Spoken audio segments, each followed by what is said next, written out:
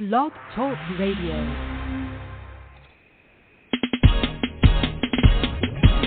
It's a new thing that's sweeping the land when you don't know which way to go. The answer is Jesus and Elevation Radio.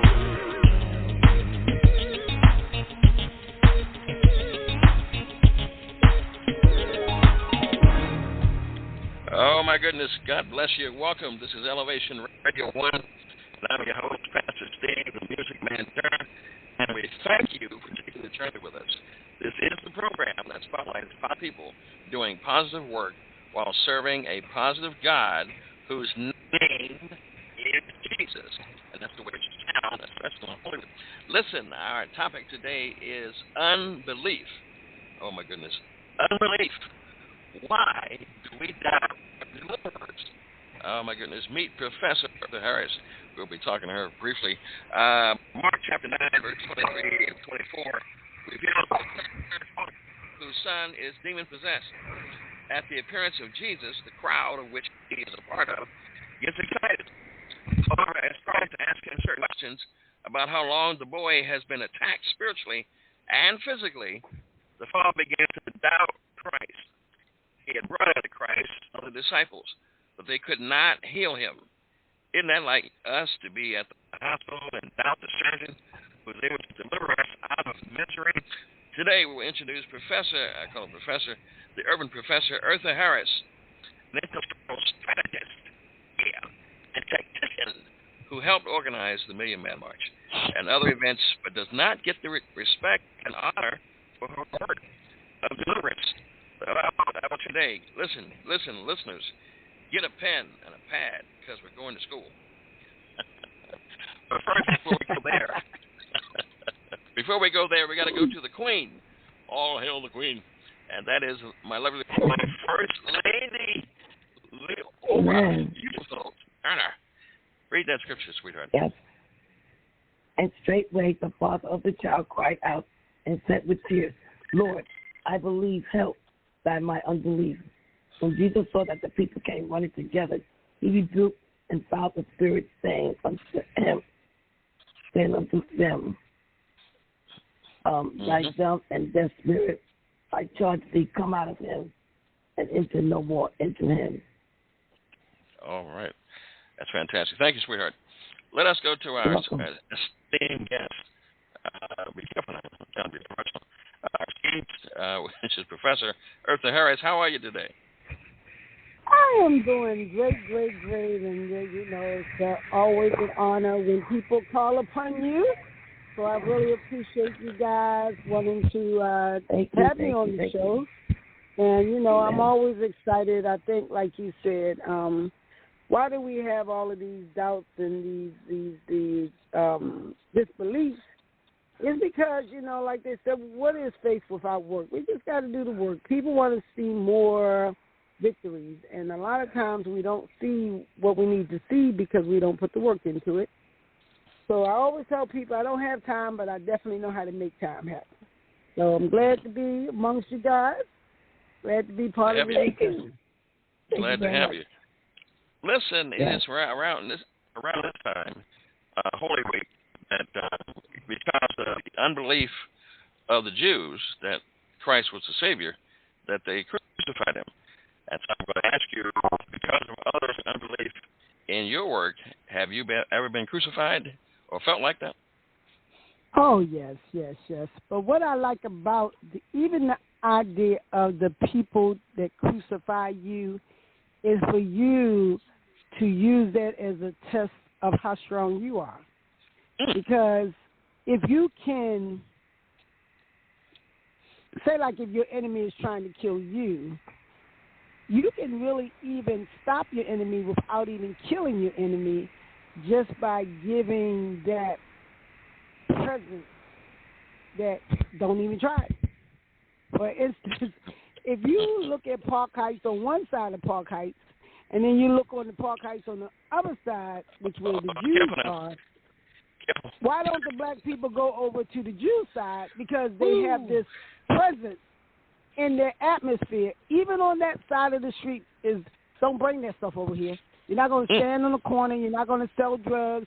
You're not going to have a liquor store on every corner. You're not going to have boarded up houses. You're not going to have uneducated kids. And we're just talking about just stepping across the street. Right? So that's how we have to get ourselves in this spiritual mindset that we have to be the force.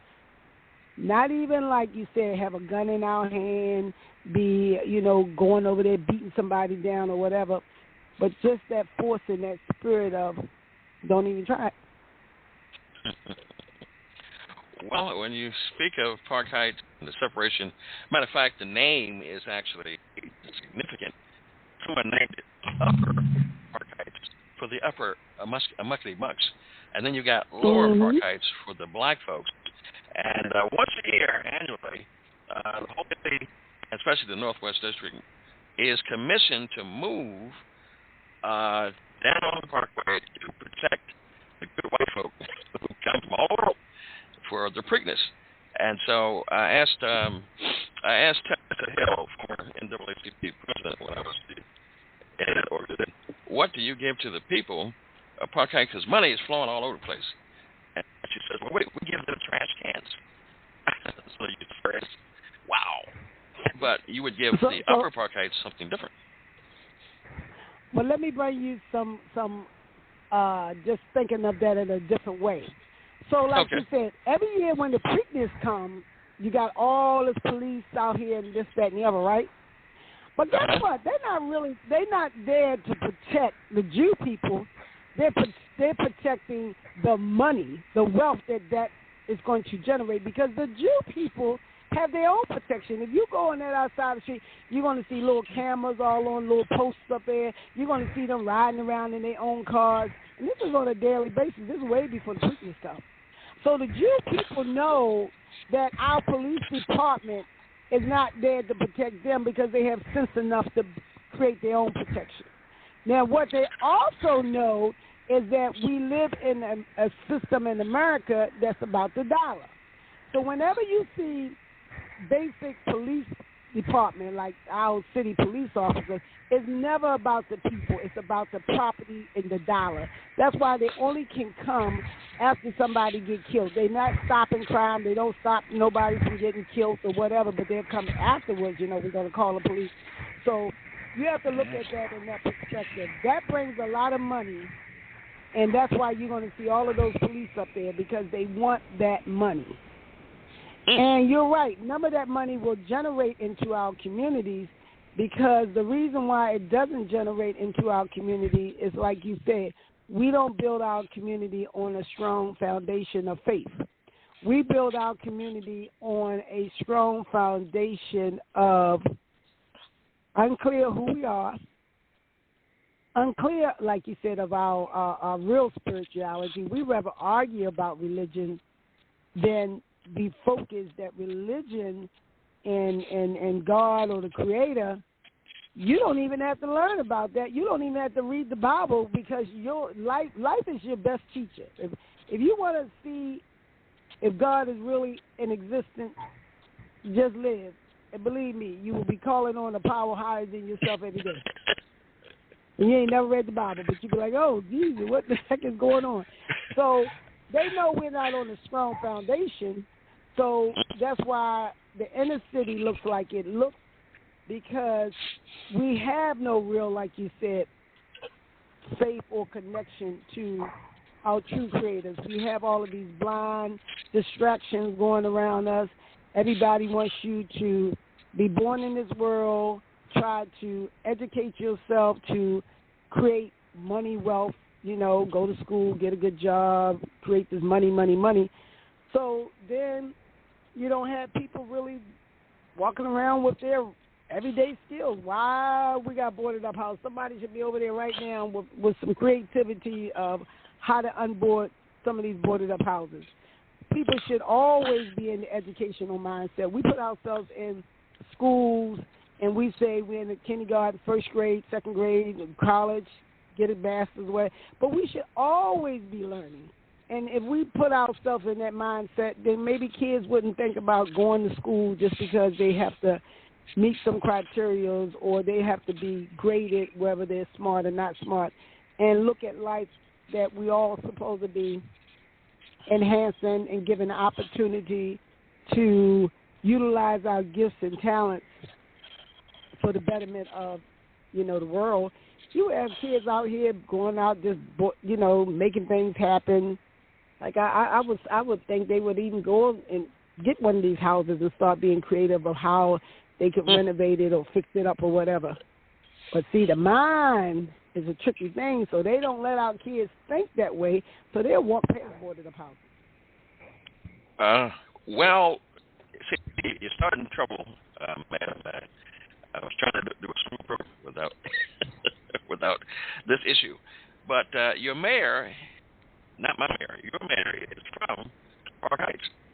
Now, we look like he would, talk to wisdom like you and begin to do programs like this too, where we can actually build Park Heights to the point where we have our own Black Wall Street, and we have our own secluded or avenue of neighborhood, preserved, protected. When he was on this program before he became mayor, I asked him about the master plan. He said, I quote, what is that? What is that? I said, sir, that's actually on your website at farmcity.gov. You didn't even look at the website? You have no interest. You have no interest in the people of Park Heights, yet you say we're actually from it. But his first thing he did was to go over there and preserve the Preakness. You got a picture of him in the newspaper where he's standing on the field, and he saved the Preakness. That ain't no big deal. But that was where his mindset is because of money, like you say. That's what he's working with.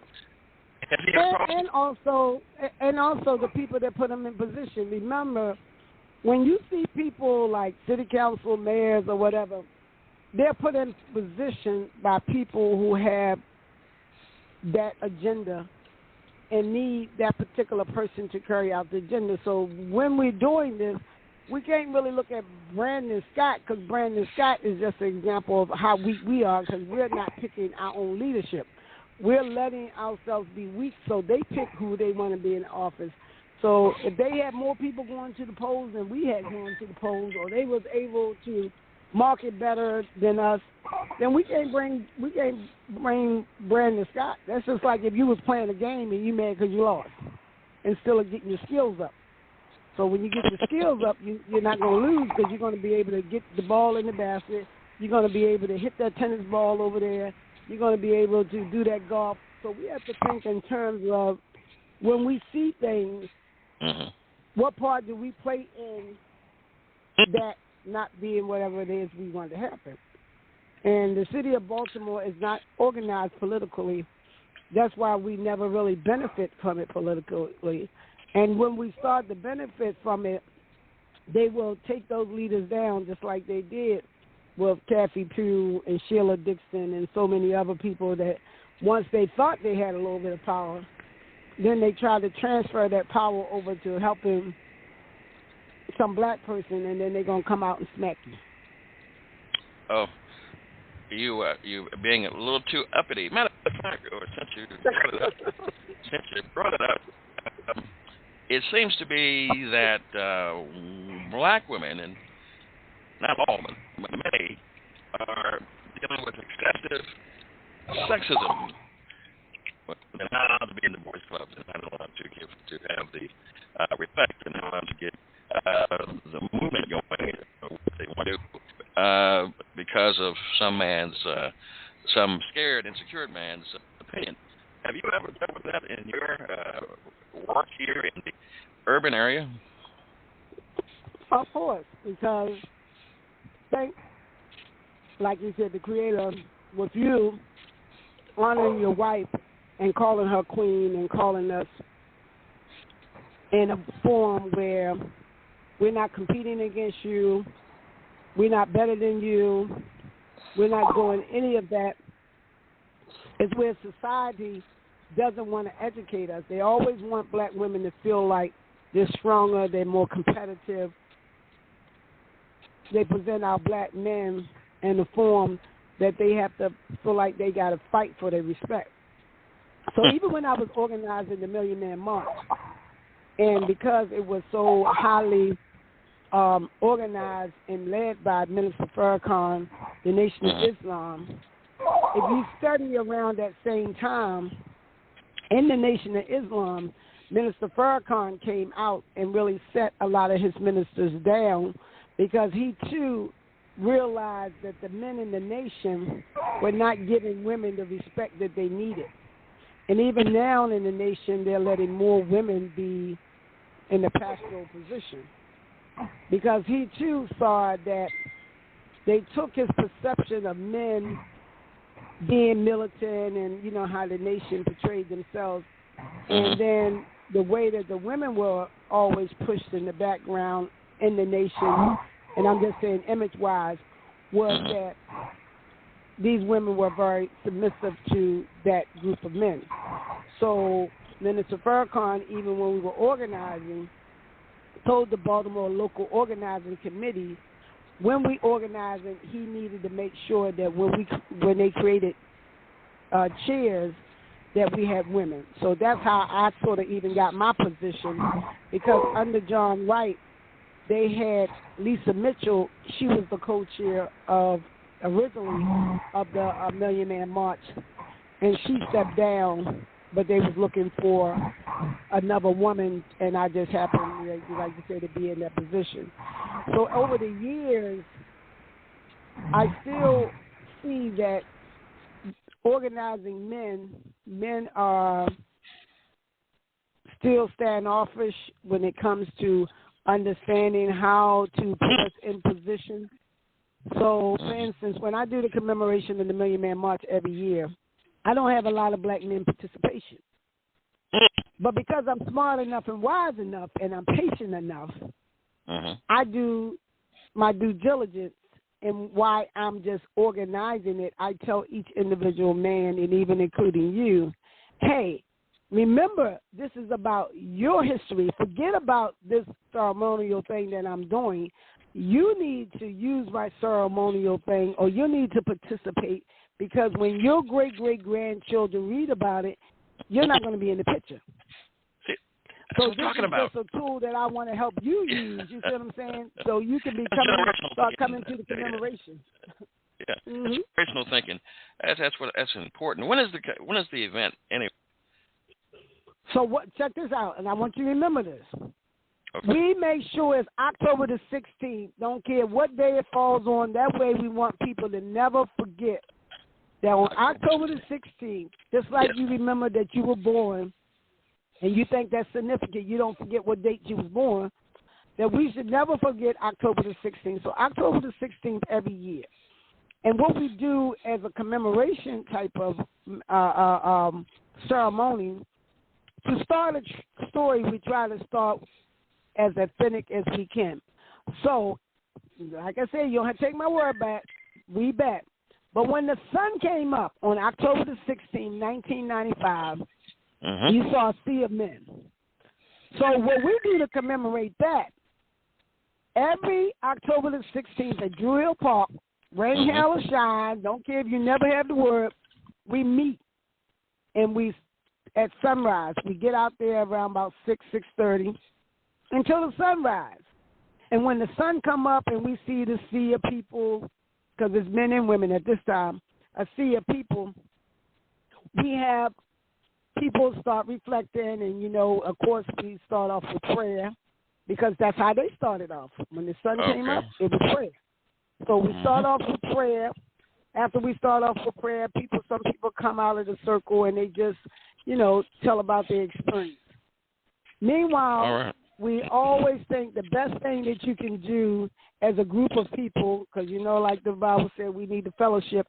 Then we come together and we start reflecting. So we usually have some type of breakfast, and we all leave the park and go to breakfast, and we have a little program where different people will get up and continue to remind us that before 1995, a lot of men were doing a lot of great things. Then they went to the march, got inspired, and now, like you said, with the names that you know, Bill Gooden, Doc Cheatham, all of those guys, C.D. Witherspoon, they remind us that we're still on that mission and things that they are doing to help with some of those solutions. So then in the evening, because like you said, we balance the focus, we have an all men meet up, just men.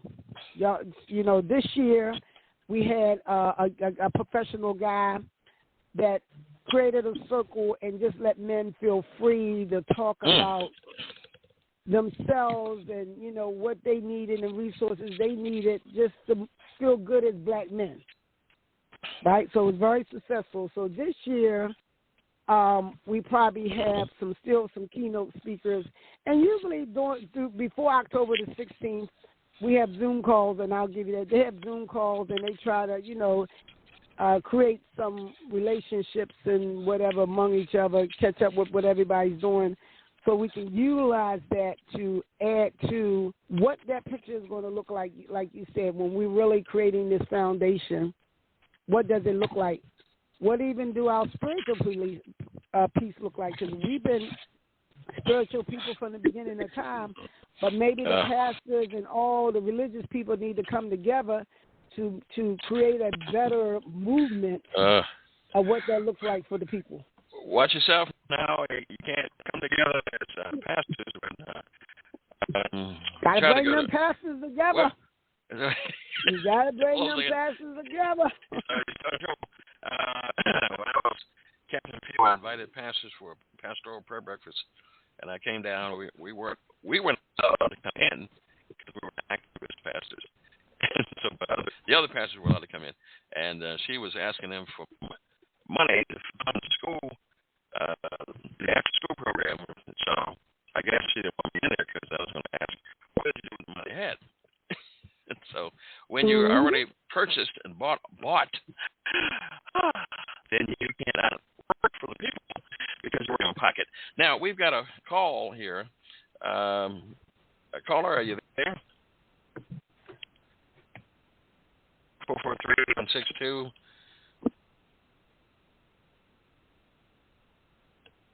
Okay. I guess he or she. Caller, you on the line? Caller, we're waiting for you. She dropped. Okay. Just right along to here. And if you want to call and talk to the great Professor Ertha Harris, you can do that at 1-914-405-5353. Okay, the caller called back. Okay, let's see here. All right, Elevation Radio 1, how can I help you? Good afternoon. Oh, great conversation. That's right. It's me. Oh, my goodness. Professor Harris, it is my part-time co-host, publisher of my book. It is Dr. Leroy McKenzie Jr. How are you, sir? Hey, I'm great. I'm here just listening. to a great conversation. All right, well, she's a lady. As a matter of fact, someone named Donald and Diane called you the queen, and I'm like, wait a minute now, there's only one queen, and that is my wife.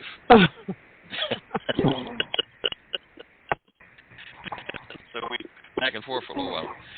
And, sweetheart, I'm protecting your honor. Thank you. There you go. All right. So anytime you feel like asking a question, Dr. Lee, you can see put in there. What are some of your other accomplishments? Because I know you've been the Million Man March planning and strategy. What else are you doing? Have you done? Okay, let me see. You know, when you're 60, you got to think back. I think my biggest accomplishment is that I came from a family of 10, from a single mom. My mother's name is Ella Bailey. Thank the Lord that she was able to take 10 kids and make us all successful. I myself attended University of Maryland College Park, and then came back to Baltimore, and I ran for city council like 4 or 5 times. Okay. I love being involved with things so you can really understand it. So, for instance, when I ran for city council, I was surprised of the non-support that I got from not the white people, from the black folks. Because I'm the type of person that if I'm not going to keep hollering about Brandon Scott, I'll just replace Brandon Scott with myself.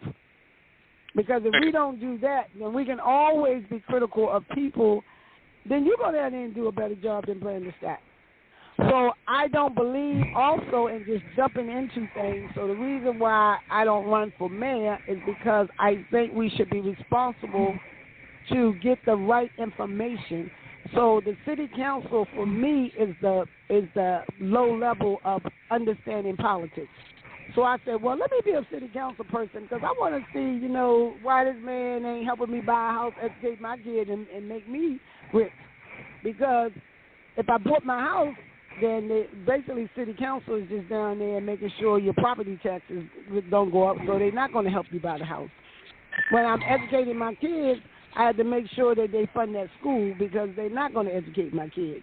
And when it comes to making money, I had to make sure that I go after the entrepreneur opportunities, business or whatever, because they're not going to make us rich. So when you balance off what they actually can do versus what you should be doing, then you'll understand how to play politics. Because one of the things that we have not done in this city is separate those two. It is no reason why we're not homeowners, why our kids are not well educated, and why we're not millionaires. That has nothing to do with politics. So the reason why we are distracted, because we believe when people come out and promise us all of this crazy stuff that it's going to happen, and it never happens. Like I said, when they did the lottery, they said they was going to put the money into the schools. When they build the stadiums, they say they're not going to put no money into your child's education. You have to put the money and the time into your child's education. So I ran for city council, and then I didn't understand this. When people are running for these seats, they raise all this money. I didn't raise money in my campaign, so people I didn't even know that you was running. And I said, that's why I didn't raise no money, because if you can't read, because before we even put money into people's campaign, they give a list of everybody that's running. That's free. You can just hear my name and be like, oh, she's running. So what they did is they psychologically make us look at people by popularity. So whoever gets the most flyers out here, most posters, you're riding down the street and you see these name recognitions, and nobody really knows whether these people can accomplish whatever you can accomplish. How I know? Because I just told you, they didn't even know I was running. So that must mean you wasn't reading about the candidates, because if you was reading about the candidates, then you would be like, well, Ertha, I read you and I read about this person and that person, and I think he's a better person because he does this and he can do that. So that's what I'm saying. So then I said we're not ready because everybody wants a popularity contest when it comes to whoever we chose. And then the reason why I knew we wasn't also ready, even if you guys was to chose me, then I looked at where's my agenda. Because I should not even go down there with my own thoughts and my own personal what I think should happen or not happen. We need to create an agenda. So when people are down there, because you got to go back to work and people got to go back to their everyday lives, they are truly representing you because they already know your thoughts and ideas and what you want them to be able to, check this out, convince the other people to vote, because when you're in a parliamentary procedure, you can have somebody down there all you want to. That doesn't mean any of those bills are going to get passed your way, because you got to have a majority of the vote for a bill to even pass. So they still play tricks on us. So they give you one representative per district, but that one representative is fighting against all the other people in the other districts who may not vote based on your district's concerns or interests. So that's why we have this foolish game of politics in this city. And as you look at it in 2022, we are just like most cities. When you're looking at who's coming in and onboarding the houses and building the houses and going on, they do not look like us. So then when those people get in there and buy those houses and live in them homes, they're going to play politics. And that city council is not going to look nowhere near black. That's why they're getting these people out, because they're going to try to convince the people that the black people are crooks and you can't trust them and all this sort of stuff. And meanwhile, we hate ourselves anyway, and they're going to get all of us out of office, and then white people going to come in, and then everything is going to be just like D.C. You ain't even going to be able to get back in it. I forgot. I was talking about my accomplishments. So after the politics, then I had my own business. I have my own radio show. I do come on WOLB 1010. And again, I've been there for 9 years. Next year will be my 10th year. I come on Saturdays from 1 to 2. The reason why I did that, we have to have blog shows like yours. We need any type of media. We should have them all, not just one, all. Because that way, if we first appreciate Kathy Hughes for doing what she's doing, but also have our own way to get our messages out.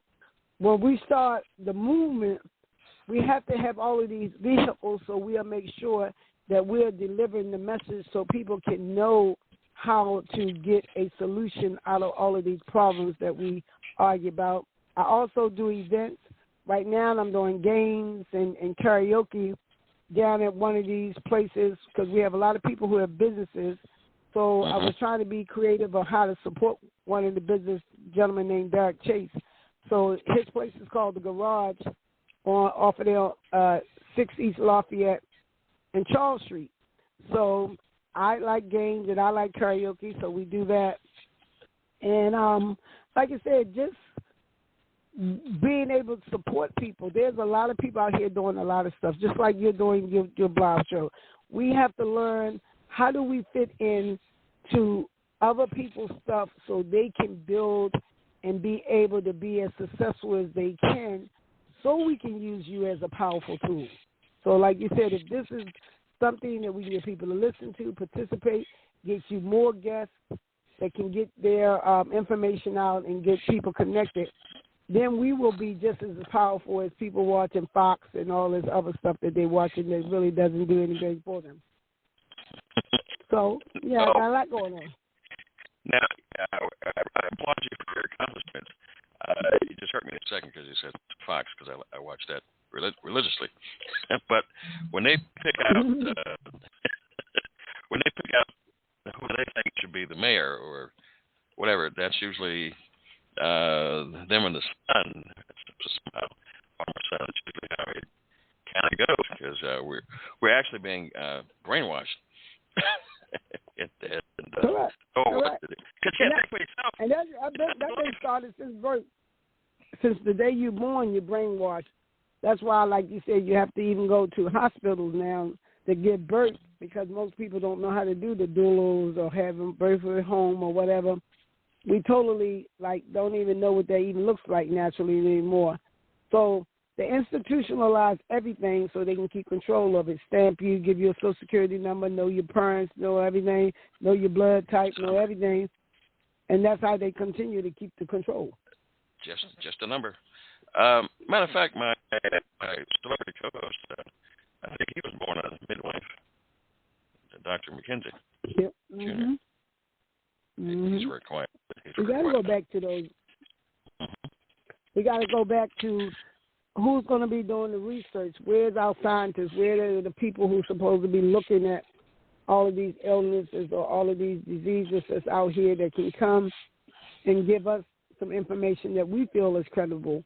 We don't know, so we have to go by whatever these white people say. Take the shot, don't take the shot. Take this high blood pressure medicine, don't take this high blood pressure medicine.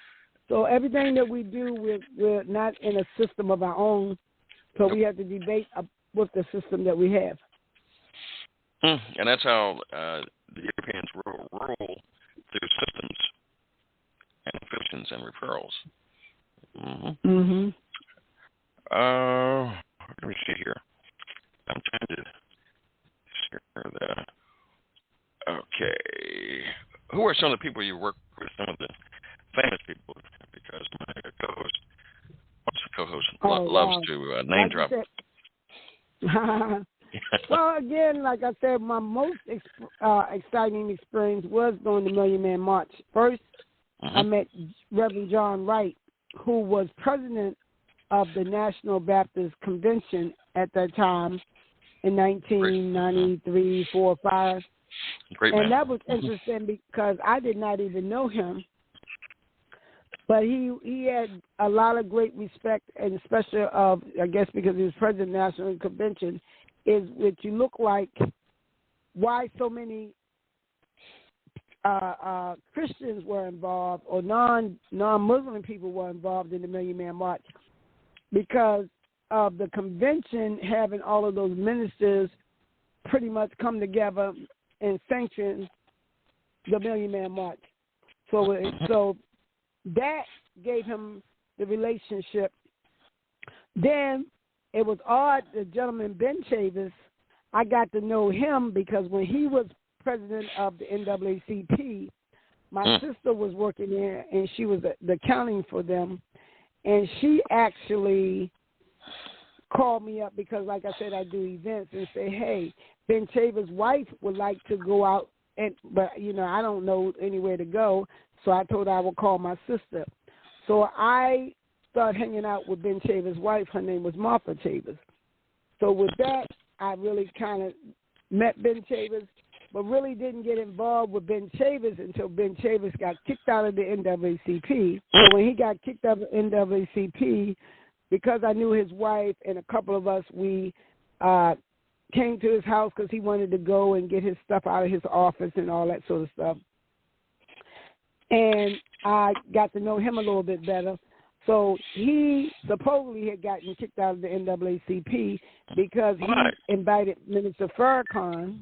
Oh. Check this out. He invited Minister Farrakhan to one of his summits. At that particular time, Ben Chavis was doing the National African American Leadership Summit, right?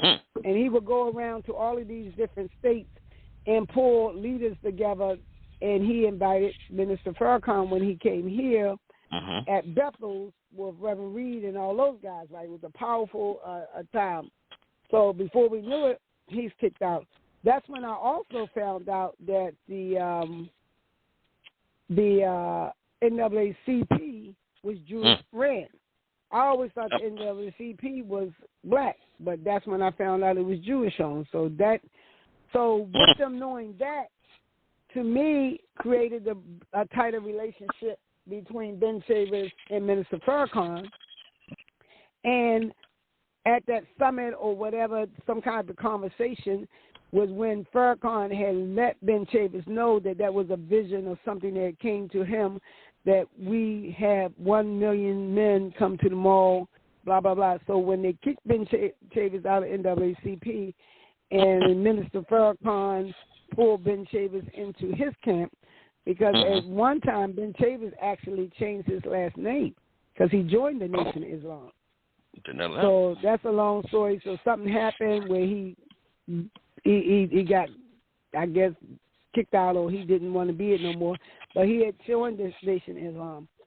So with that said, so now you got Ben Chavis and Minister Farrakhan together. They're going to go ahead and do this project called the Million Man March. And like I said, I know him from his wife. And so as they start building here in Baltimore, people like Bill Gooden, C.D. Witherspoon, me, and a couple of people, we were already activists in the community. So when they decided to do a Million Man March and organize it, we formulated that LOC, which is called Local Organizing Committee, at 940 Madison under Doc Wright's leadership. Oh, yeah. And then 940 Madison, so we met down there like every Tuesday to organize this march, right? So with that, that's the same way that they formulated all of the marches throughout every city. So every city had their own LOCs, Local Organizing Committee. Again, our Local Organizing Committee is still in existence from the Million Man March, only because I think of the structure that we had, starting with Reverend John Wright, because he brought the most men in this area to the Million Man March. We organized over 275,000 men help them get to the Million Man March. So when it was over, John Wright was the one who said, well, we're going to keep this committee together so we can implement the things that we're trying to do locally. So I'm organizing with them. I meet this other gentleman named Conrad Worrell. So when I meet him, they already have organizational structure where I'm going to say they was more like Pan-Africanism or whatever. So I meet him. So meeting him, we also have this brother that was involved in the Million Man March named Ken Bridges. So just meeting all these, and Ken Bridges was one of the gentlemen who got shot by the sniper, so you have to look him up. So now we're organizing.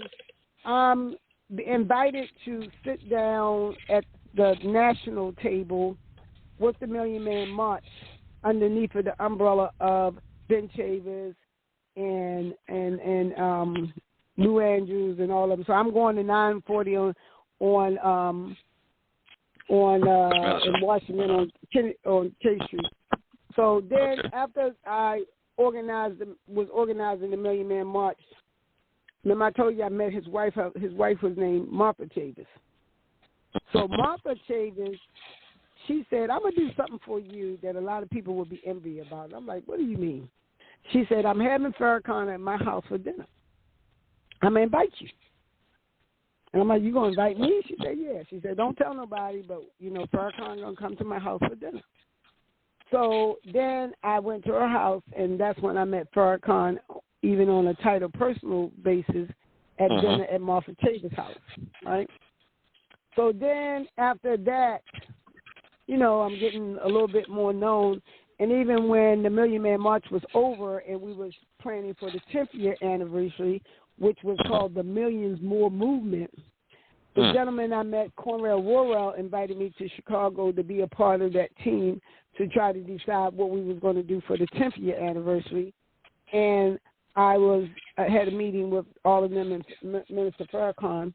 Well, we left that meeting, and Farrakhan invited us to his house, and I wasn't going to go because I had a flight that was going to leave out because my plan was to come to the meeting and go back.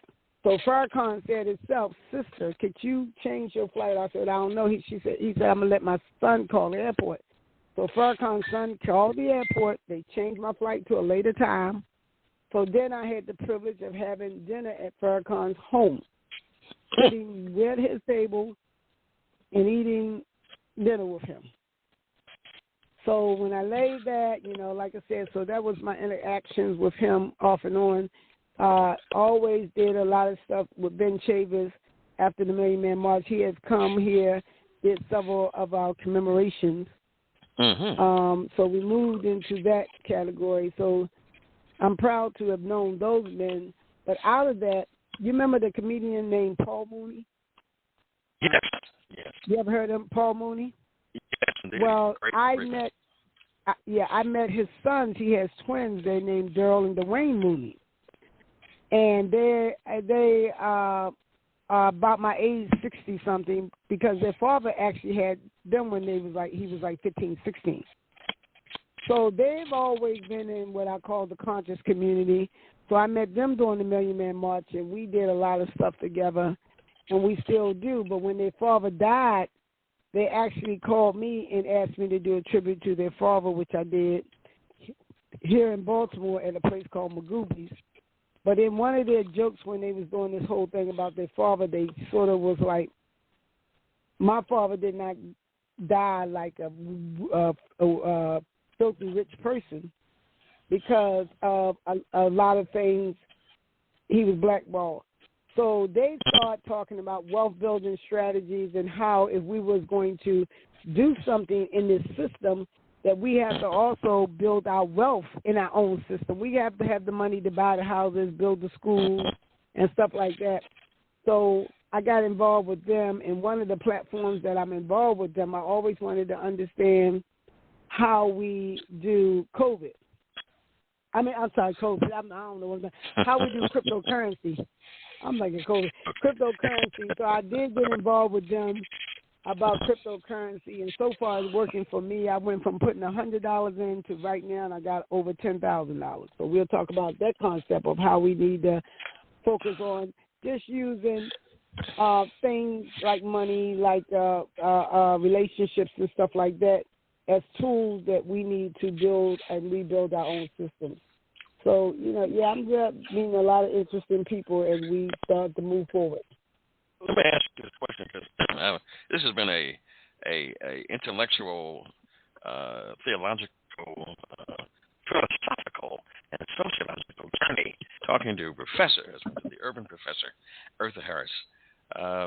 Let's see here. And if someone wants to call on the camp 1-205-5353 and ask the professor some questions, or just say thank you for your service. That's pretty awesome. You hang with the big dog. So let me ask this question. How long have you been a member of the Women's Think Tank? Been a member of the Women what? Women's Think Tank. Wow, that started way back. Nike Bookstore. Okay. Yeah, it's called Everyone Place. It's located on North Avenue. North Avenue, yeah. Okay. Well, basically, they used to start meeting in the basement of that think tank, so, really just trying to pull the philosophy together or what we actually needed to do to see how successful we could be. So I love the think tanks because we have to think. Wait a minute, hold on a second. Uh-huh.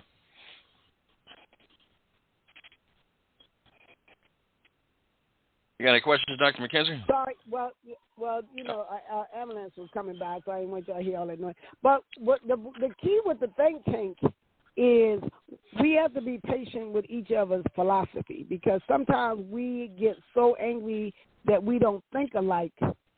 It's because we need a think tank to utilize whatever we're thinking to decipher it among ourselves so it makes sense. You see what I'm saying? Gotcha. So the think tank should not be a platform where we go in there, I'm right, you right, who's right, whatever.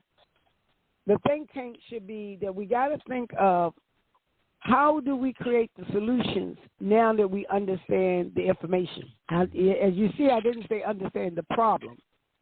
We have to understand the information, because some people say, you got to understand the problem. No, we got to understand the information. So once we understand the information, then we can create a solution. Just like I told you, if we understand the information of how we got a Brandon Scott, how did we get him as to be a mayor, then we can create the solution. Because people look at him as a problem. I don't look at him as a problem. I don't really. He doesn't look at. I don't even see him as a problem. I don't know what he's doing. I don't know what he's thinking or whatever, because he's not someone that I really was able to put in place. That somebody else putting that person in place. But I know what the solution is. The solution is we need to get someone that we can truly look at, that we understand what you are doing, because we sent you there to do a particular job. Right. Carry out our agenda. Now, he's carrying out more of a Melon's agenda. And he looks like a little guy. So, I'll tell you. Let me go to, I'm just happy to have someone of your, I have to use some fancy words now because I didn't know it was a podcast. To grace us with your presence, I tell you. And so there's a few events here. I can't see my board to get my music to do the music bed, but I'll have to just read. Thank you so much. Should I be a doctor? Ertha Harris? It sounds like you were holding a tactician class. And so many pads to talk to you. There's an open house on Saturday coming, the 23rd, from 11 to 1 at the Coyote Man Network, which is located at 6901 Security Boulevard, Baltimore, Maryland. And Custom Code Factory. If you come between 11 and 1, you will run into me. Yes, the Music Man. Come and shake my hand. If you'd like to be a part of that, email me at steveturnerconsent@gmail.com, and I'll send you the digital invitation. And that's fantastic. You get a chance to take the tour of the facility. They do everything from commercials, live podcasts, they do TV shows, they do personal photography. They just do it all, even audio. It's an awesome situation. And one-stop shop. Also, on the 23rd from 4 to 6, I'll be over with Dr. Newsom of the Mighty Newsom Awards, which will be in August. He's doing a model and talent search. And at the Resource Center off of Liberty Road, and tickets are only $10. And speaking of model, when I got the picture from my guest, the Professor Ertha Harris, I didn't know. I asked her, I thought they were sending me glamour shots. No. But it's okay. And so, and then we have, let's see here, we also have Zuleika Bazemore. I just came her political fundraising luncheon over at the Ambassador. She's running for delegate for mayor. If you'd like to actually support her, you can do that at www.bazemore, B-A-Y-S, more, 4, the number 4, Baltimore.org. That's www.bazemore4baltimore.org. And her name is Bazemore.Zuleika. That's Z as in zebra, Union, Lincoln, Ida, Edward, King, Adam, at gmail.com. Or you can just, if you're old school like Dr. McKenzie, you can just give her a call at 443-741-5748. And so that's my other question. The commercial's over. Why do we have to raise money, so much money, to run for office? I don't understand that. My solution was to have a universal pool and then have everybody pull from it, and everybody that would get to everybody. But if you got to, I guess that's the temptation for corruption. Somebody pay you off. Well, like I said, the solution to that is like you said, let's get the information. So the information you just asked, why do we need the money? So like you said, let's look at what money can do. Now, money can buy you flyers, it can buy you posters, it can buy you commercials, it can buy you some stuff so you, quote, can get your information out, right? So that's why they claim they need money. But before you get that money, what I'm saying to everyone is that how unconscious is the people? Because if I see a sign going down the street that says this person is running against delegate, versus I listen to a person on your podcast or on TV or whatever, to me it's more responsible for us to get a message directly from them than just to see their names posted around the city. So but they study the psyche of the people. The psyche of the people, once you see something over and over and over and over again, you go in the store and you ask for Pepsi or Coke because you don't know or familiar with the soda called Zero or Zico or whatever it's called. So you go by name brand, so there's subliminal messages that they know that people pick things that they constantly see. When you read the Coke can, you're like, what? I'm not drinking this. This stuff has this has too much sugar, too much whatever. But who's reading, right? So that's what we have where people who are playing the game, when you see a game, people practice and they do and they strategize way before they hit the court because they already know what they got to do to win. It wasn't just good enough that they can play ball or they strategize, and that's why you see the people have the playbook. Look, Michael Jordan, he always kind of go to his left, or you got to watch out because he pivots right. You can't pivot left. So they studying how to win. They don't just go out there and just play.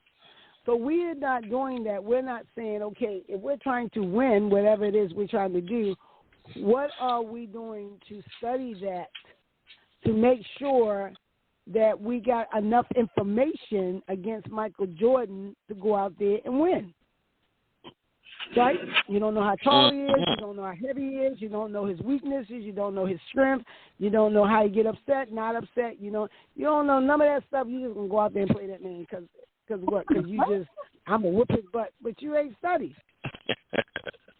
You know what I'm saying? And Michael Jordan himself, he says, okay, what I got to do, because he might have some natural skill, I'm going to be stronger. I'm going to be doing this. Or he stays in the gym like him and Kobe Bryant. They say they stay in the gym 8, 9, and 10 hours, where the other person stay in the gym 3 hours. So they're going to double theirs. They say, if you stay practicing 3, I'm going to practice 6. If you practice 6, I'm going to practice 12.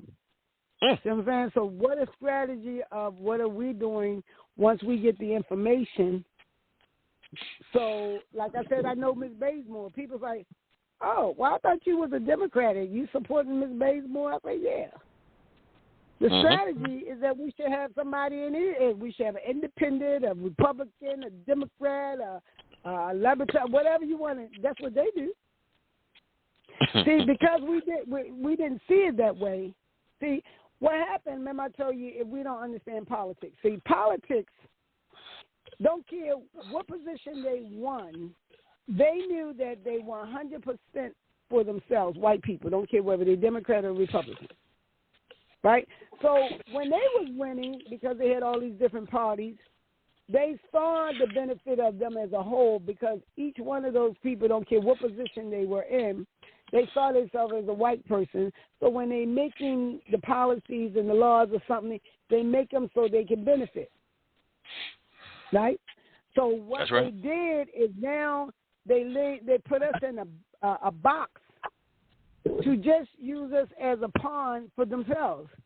So you get the black people to support you because you make them think that the Republicans, ain't for them. And the Republicans, you get the black people support, tell them that the Democrats ain't never did nothing for them. So all they do is try to make us pivot against each one of those parties, right? Which really, neither one of them are saying, if you truly think I'm for you, then let me teach you how to be the one. But as soon as you be over them, their position changes. They don't mind you supporting them, but they don't want you to be the one.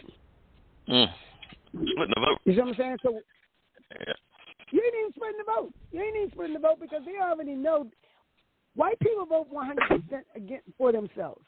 They just want you to help them win against the other white person. You see what I'm saying? So that's why when they run, they created a two-system party. Why they get a two-system party? They claim that because one party thinks this way and one party thinks that way. No, if you look at the war, you look at things, whatever they tried to do, they had to use us to win. So they like, oh, we're losing. Well, let's put some black people in the army and we're going to fight against y'all because we know they'll go out and they're stronger, wise, or whatever. They're going to kill y'all. Right? But when they won, they still built white America. Remember the slaves and the army people never really got benefit of helping them win the war because even those people, after they won, they make sure that all the white people were still benefiting just because they're white people. And they use us in the industrial age to help build railroads and things like that. Of course. They still use us.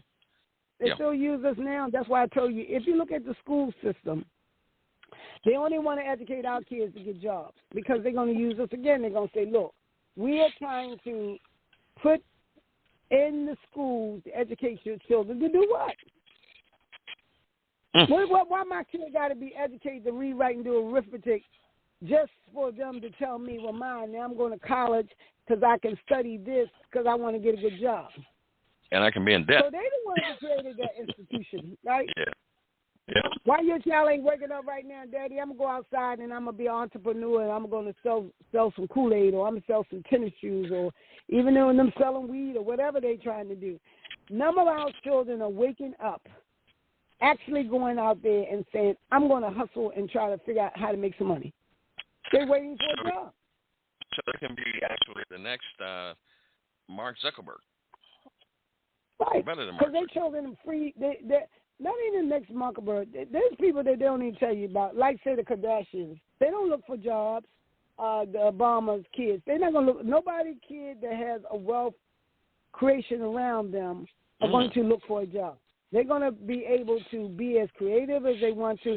If even Barack a kid, if she want to be, I want to grow up to be someone that pick flowers. They're going to say, go ahead, honey, do the best pick a flower you can be. Create a business around picking flowers. We're going to give you all the resources to show you how you can capitalize on picking flowers. You know what I'm saying? Because they built the wealth around them. That's why wealthy people send their kids to a different institution than unwealthy people, because the institutions that they sent them to is going to set them up to show them how to continue to create wealth. Well, And not look for a job. Wait a minute. We ring the bell because we have come to an end of our program, but there's so much rich knowledge of truth. So much 100. He kept it 100. It was overwhelming to anyone who look at this program in the future. Listen to it on Twitter and Tumblr and Deezer, and Apple and YouTube and LinkedIn. You get with the urban professor, Ertha Harris, because I ain't leaving. Get rid of me. Well, let me give him my contact information. Yeah. To contact me, I'm on Facebook as Ertha Harris, and that's Ertha Harris. I'm on Instagram as Ertha Harris Presents. Still Ertha, Ertha. And you can always just call me. Like I said, I make time. I don't have time. And my number is 443-655-7198, 443-557-7198. You can also email me at erthaharris@gmail.com. Wow. This has been fantastic. So, two things out of this. I think I'm being invited to the Million Man commemoration on Definitely. October. Okay. Got to put that on my calendar. Put that on your schedule right now. I can't call you and tell you no more. It's October the 16th. Show up at the park, 6 a.m. in the morning. Woo! Early. Okay. That's right. Which park are you talking about? Drew Hill Park, when you come into the front entrance over there by the reservoir. Front entrance right by the reservoir. When y'all walk in, you're going to hear drummers. You probably see some lights blinking. You're going to see some men walking in the park. Right there till the sun come up, October the 16th. Every year, October the 16th, meet me at the park. I heard about today on the way to Luca's fundraiser. They were doing a heavy construction over there. Yep, because like I told you, the white people taking, and that's not even us either. They're going to build a light show or something for the white people. You know how they like that. I tell you. Don't worry. So by the time I finish organizing the men, we ain't going to be able to like I said, we got this. We just got to really create a system within a system and start solving some of our problems by looking at some of the things that we already got in place. For instance, that prayer, that sunrise prayer that I told you that I do. Yes, ma'am. The brother told me last year. They was like, "Do you got a permit?" I said, "I don't know. Do I need a permit, or can you really say to someone to come over here? You tell them make you move." See, that's how we got to look at information. We're not going to have no permit, like you said. Let's get spiritual. To do a sunrise prayer. You're not going to keep trying to use man-made stuff against us. We can pray wherever we want to, and today we decide we're going to pray in the park when the sun come up. So you're going to move us? No, we're going to move you. You wait till we finish, okay? So I don't know. There was some, like you said, there was that construction out there in October. I see them guys ain't come over. I tell you, if you create the present, you can't no law that man make. It's going to stop you from doing what you do. Them guys did not come over there. I'm not going to have no permit, okay? We was here even way before y'all created that bull crap. So I'm going to set my people's mind straight that when we come in this park, we're coming in this park. This Drew Hill Park, belongs to the Baltimore citizens, and we're black, and this is what we do. We own it, baby. We're not having no permit. And I dare you to move us. That's kind of gangster. I didn't know you were. You got to be gangster, because if you don't choose, Like I said, like you said, if we don't truly think that no weapon can form against us, then weapons will form against us. Can't no weapons form. We're not moving, okay? That's that. Okay, hell is all what. That's what you're going to have to do. You're going to literally have to drag us out of here, okay? Because we're not going to walk out of here. That don't make sense. If I walk out, you drag me out of here. That's what you need to do. If not, we're going to finish at this prayer, sir, okay? See when I finish. That's how you got to talk to your enemy. Well. That's how you got to talk to your enemy. If you don't talk to your enemy like that, they're going to beat you every time. The only reason why people were enslaved is because they put chains on them. If those people wouldn't have chains on them, you think they would be out there just picking cotton because somebody called them a slave? You think they'd be in a ship down there with all on top of each other, all tight? If somebody would just let them, hey, come on, get on the ship. I want to take you over to America because I need you to build some stuff. The only way they can win is by force. So we may have to take this. And that's what we got to really believe. Right. I don't want to say this. We got to come back out strong and say the only way you're going to win is you make me. Because if you don't make me, I'm going to be in my right mind, and I'm going to make it myself because this world was given to us, everybody, and you make man-made stuff up because you want to be stronger than the Creator. That's why they make man-made rules, because they're always trying to be greater than the Creator. So they have to make up stupid stuff like rules. Okay. Every time the world beats them out. Mm-hmm. Well, I have to give you all the titles here. One second. Dr. Professor Ertha Harris. It was definitely a collegiate education, I tell you.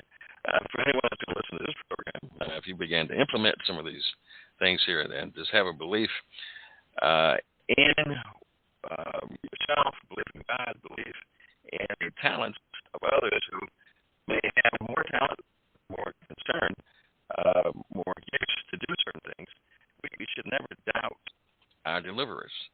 Many people doubted Martin Luther King, and he didn't get his comeuppance until after he passed, after he was attacked. Then they want to make a holiday after him. It's amazing. In the music world, that's usually how it is. Also, they don't mention him until he's gone. They doubted him while he was sitting there. But remember, Martin Luther King also knew the only way that you probably will pay attention is after they kill me, because he already knew they was going to kill him. Because you cannot talk like that and people don't understand. People will try to kill you.